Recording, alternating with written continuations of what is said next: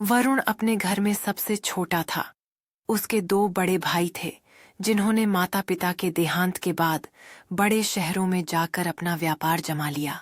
माता पिता की जिम्मेदारी वरुण को सौंप दी गई थी। इसी कारण वह तरक्की नहीं कर सका और कलकत्ता में ही एक छोटी सी नौकरी करता रहा।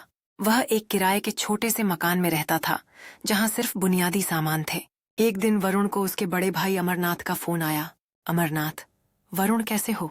वरुण, जी भैया अच्छा हूँ, आप बताइए। अमरनाथ, सुनो वरुण, शायद तुम्हें पता नहीं है, पिताजी की दिल्ली में एक पुरानी प्रॉपर्टी थी जिस पर किराएदार ने कब्जा कर रखा है।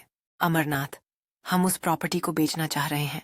मैं चाहता हूँ तुम वहां जाकर रहो और उसे अपने कब्जे में लो, जिससे हम तीनों भाइयों को फायदा होगा। वरुण, लेकिन भैया मेरी नौकरी। अमरनाथ, अरे भाई, दिल्ली में तो तुम्हें इससे भी अच्छी नौकरी मिल जाएगी, जाओ वहां। वरुण अपने दोनों भाई अमरनाथ और श्याम का बहुत आदर करता था। वह उनके कहने पर अपनी पत्नी को लेकर दिल्ली पहुंच जाता है। वह किसी तरह लड़ झगड़ कर किराएदार को निकाल देता है और खुद रहने लगता है। कुछ ही दिनों में उसे नौकरी मिल जाती है।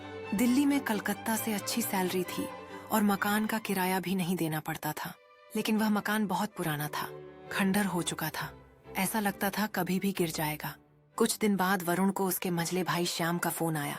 श्याम, छोटे कैसा है तू? वरुण, भैया मैं मजे में हूँ, दिल्ली में अच्छी नौकरी मिल गई है, सब अच्छे से चल रहा है। श्याम, चल अच्छा है। हाँ, एक बात तुझे बतानी थी, हम दोनों भाइयों ने 2 अगल मकान कलकत्ता में खरीद लिए हैं।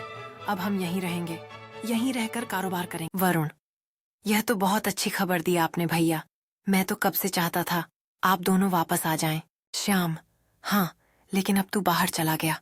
वरुण, कोई बात नहीं भैया, कम से कम कोई तो है जो अपने शहर में रह रहा है। वरुण इस सबसे बेखबर मजे से रह रहा था। जब अमरनाथ को इस बात का पता लगा कि उनका भाई वरुण मकान में मजे से रह रहा है, तो उसने श्याम से बात की और दोनों मकान को बेचकर पैसा बनाने की तरकीब सोचने लगे। लेकिन उसकी यह खुशी ज्यादा दिन टिक नहीं पाई। एक दिन मकान का कुछ हिस्सा गिर गया, जिसे मरम्मत कराने के लिए वरुण के पास पैसे नहीं थे। अमरनाथ और श्याम को जब यह बात पता लगी तो दोनों दिल्ली पहुंच गए। अमरनाथ, वरुण यहाँ रहना खतरे से खाली नहीं है, मैं बात करता हूँ, हम इसे बेच देते हैं। इससे तो तेरे हिस्से में पैसे आए, उससे कलकत्ता में मकान खरीद लेना। वरुण तैयार हो गया। वैसे वह कलकत्ता में अपने भाइयों के साथ रहना चाहता था। अमरनाथ और श्याम प्रॉपर्टी बेचने के लिए दलालों से मिलने लगे। वरुण इस सबसे बेखबर अपनी नौकरी करता रहा। वैसे तो तीनों भाइयों में बहुत प्यार था, लेकिन वरुण बहुत सीधा था। उधर उसके दोनों भाई पैसे के मामले में बहुत चालाक थे। एक दिन उस मकान का सौदा हो गया। वरुण ने भी कागज साइन कर दिए। तीनों प्रॉपर्टी बेचकर कलकत्ता पहुंच गए। वहां पहुंचकर वरुण ने वही पुराना मकान जो पहले किराए पर था ले लिया। 2 दिन बाद दोनों भाइयों ने वरुण को बुलाया और कहा, अमरनाथ, यह ले वरुण अपने हिस्से के पैसे। यह कहकर अमरनाथ उसे 5 लाख रुपए पकड़ा देते हैं। वरुण, भैया ये क्या है? मुझे तो पता लगा था कि मकान 30 लाख का बिका है और मेरे हिस्से में 10 लाख आएंगे। ये सुनकर दोनों भाई सकपका जाते हैं। श्याम, नहीं छोटे, किसी ने तुझे गलत बताया है, मकान 15 लाख का बिका है। वरुण, भैया आप ठीक कह रहे होंगे, एक काम कीजिए, ये पैसे भी आप रख लीजिए। मैं आपकी बहुत इज्जत करता हूँ, लेकिन मुझे लगता है पैसों की जरूरत आपको मुझसे ज्यादा है। यह कहकर वरुण पैसे छोड़कर वापस घर आ जाता है।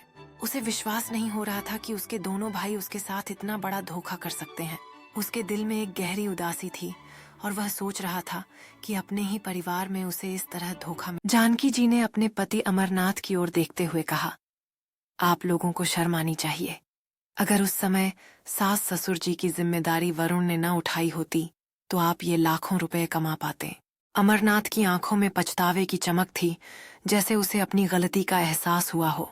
जानकी जी ने आगे कहा, वो बेचारा आप दोनों का इतना आदर करता है कि चुपचाप चला गया, और कोई भाई होता तो आपको कचहरी में घसीटता। श्याम ने सिर झुकाते हुए कहा, भैया गलती तो हमसे हो गई। वो बेचारा किराए के मकान में रह रहा है और हमारे पास 2 बड़े मकान हैं।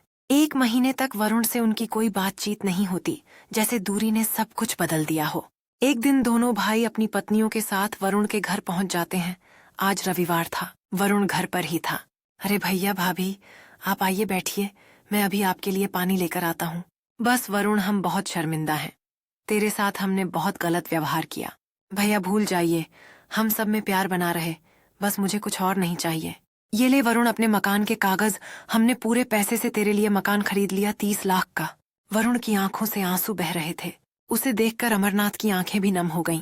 वे उसी दिन वरुण का सामान नए घर में पहुंचाए और उसकी नौकरी छुड़वाकर उसे अपने व्यापार में शामिल कर लिया।